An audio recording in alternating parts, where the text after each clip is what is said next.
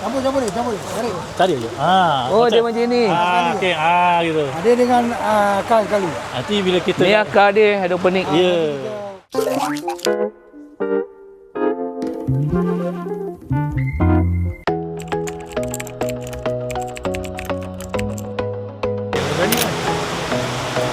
Ni Siti. Daripada IC DPN.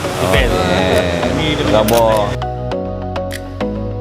Tahniah sekali lagi saya ucapkan kepada Tuan Haji Zainuddin dan rakan-rakannya, jawatankuasanya yang ada di sini dan semualah yang berada di sini kerana telah berjaya untuk menjadikan sebuah kebun yang diurus oleh komuniti di sini. Dan saya semangat hujan-hujan pun tak apa tau.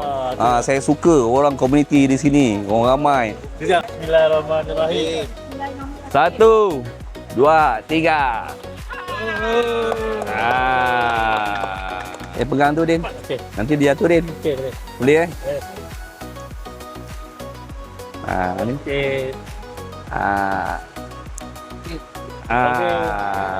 Ni. Oh, ini Awal saya baca kawasan tidak rata. Ni YB ni kita baru tanam mula.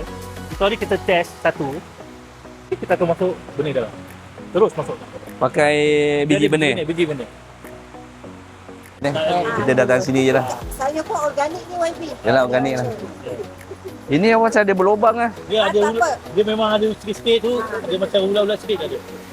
Tapi okey lah. Selamat lagi makan. Yalah, kalau ada Dia kalau ulat ulat tu makan, bermakna ulat tu okey. Ya. Kita pun okey. Kita pun subur. Itu memang betul. Pastikan air tu lalu. Apa tu baja tu bacaan baca Maknanya tu pekerja pun tak ramai lah. Tuan baja situ je. Saya ada 5 orang tadi. Tapi dia belum cukup besar kan? Dah cukup. Dah cukup ni.